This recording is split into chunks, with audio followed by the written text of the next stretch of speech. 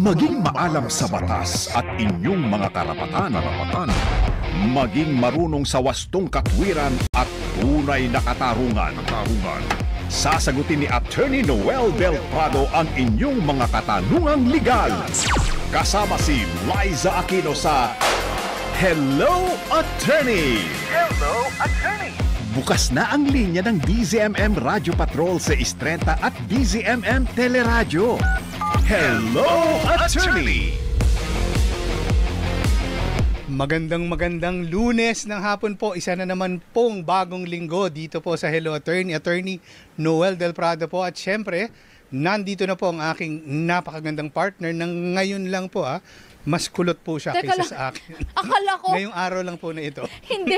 Akala ko sasabihin mo, napakaganda kong partner pero ngayon lang po yun So bukas, hindi na ako. Araw-araw yun, partner. Bukas, mukha na naman tayong mas kulot ka lang sa akin ngayon. Oo, partner. Alam mo naman, naalala ko last week, sabi ni Azzy, gusto niya pare-pareho tayong tatlong curly hair. Sabi ko, anak, may mga bagay talaga na hindi natin makakamit sa buhay. Alam mo, may limitasyon ng mga bagay-bagay. Hindi tayo miracle worker. Joke lang. Mali mo pang Halloween, mag-wig ka, partner, kumukulot-kulot, ganun, no? Yun, pwede bagay yun. Nakakatakot yun talaga. Yun ang kababalaghan. Grabe, umpisa pa lang, gulo-gulo na namin mga kapamilya.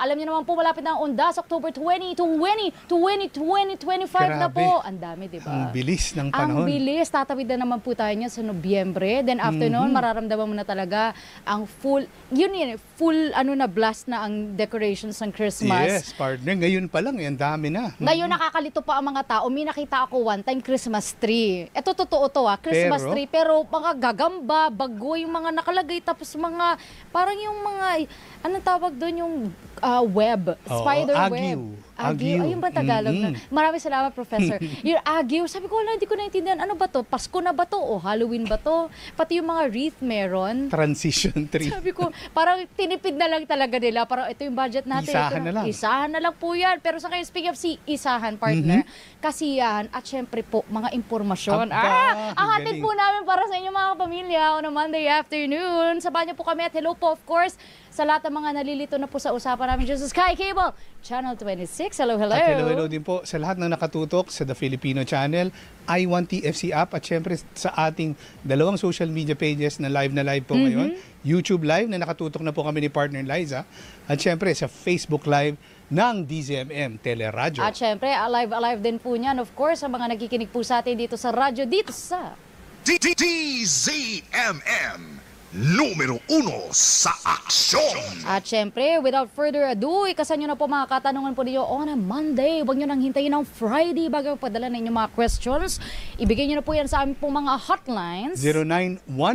0919-278-3000 po. Yan po ang Televiber hotline.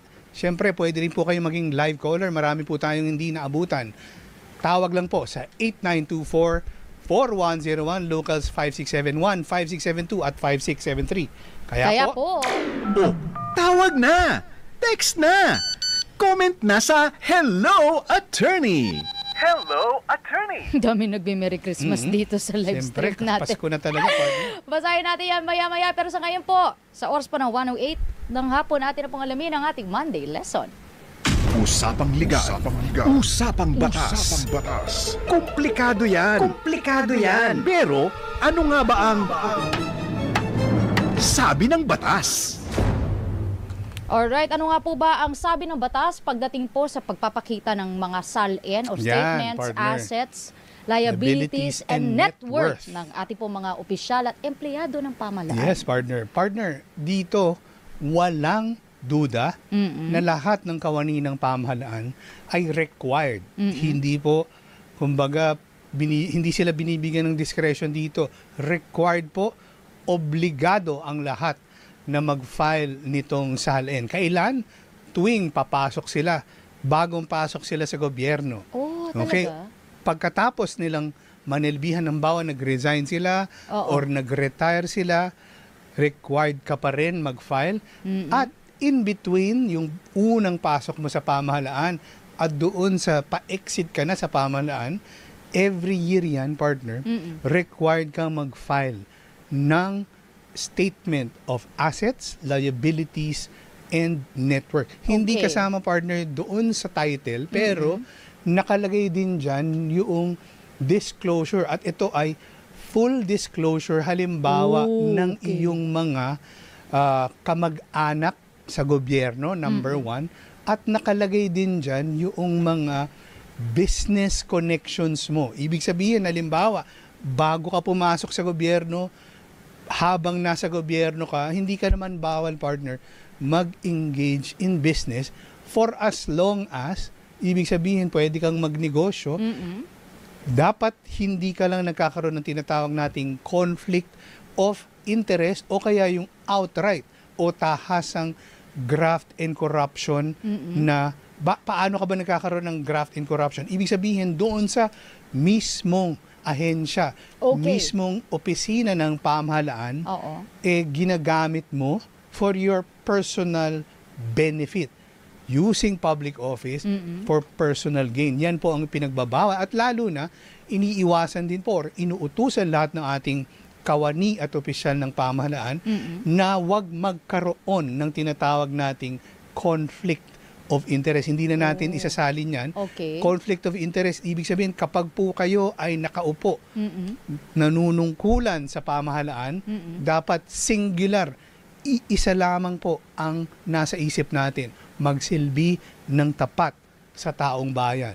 At wala na kayong ibang iniisip. Ibig sabihin kung iniisip, uy, pwede akong magnegosyo dito, uy, pwede akong makinabang dito, uy, pwede akong mangotong, wag nyo na pong isipin yan dahil yan po, either graft and corruption yan or conflict of interest po yan, yan ay ipinagbabawal ng batas at yung pagfa-file, yung required na filing ng SALN ay laging, kumbaga, tinatawag nating epektibong kasangkapan para matiyak na lahat ng ating mga kawani at opisyal ay nagsisilbi ng tapat sa pamahalaan. Ano po ang nakalagay sa batas, nakasaad sa batas dito?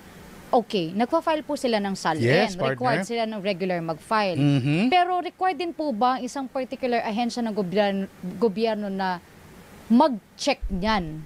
Required yan, partner. At nandyan yan. Gaano ka-regular sila nag-check dapat ng SALN ng mga to? Ang sinasabi ng batas, partner, kapag filing season na, karaniwan yan, kailan yun? Marso, kasi by April. Bantayan nyo na mga kapamilya, Marso, dapat pero by SALN. April kasi, kumbaga, within the department, within the government agency, at kasama dyan, partner, yung mga tinatawag nating government-owned and controlled corporation, lahat po ng mga GOCCs, kung yung sweldo ng mga tao sa inyong opisina galing sa kabanang bayan, malamang required po kayo na mag-file nito.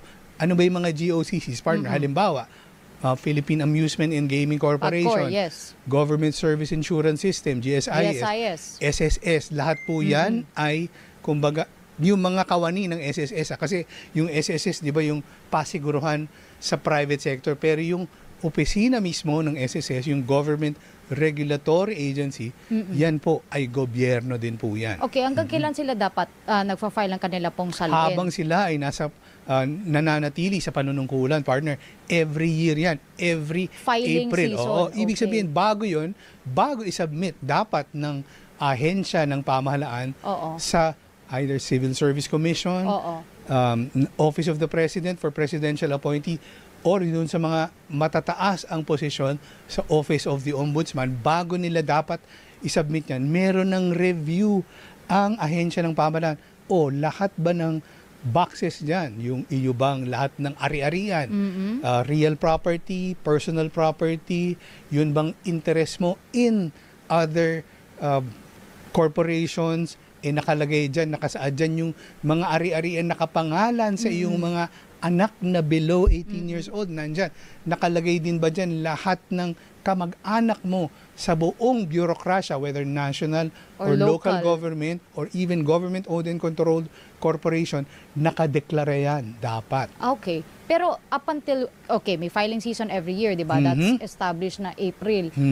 May 1 month lang po ba sila to file it? O pwede yun? Actually, basta yun ang deadline, partner, pwede kang, pero kasi partner, ang SALN mo lagi, halimbawa ngayong taon, partner, April 2025 yung deadline for the filing doon sa appropriate government agencies. Pero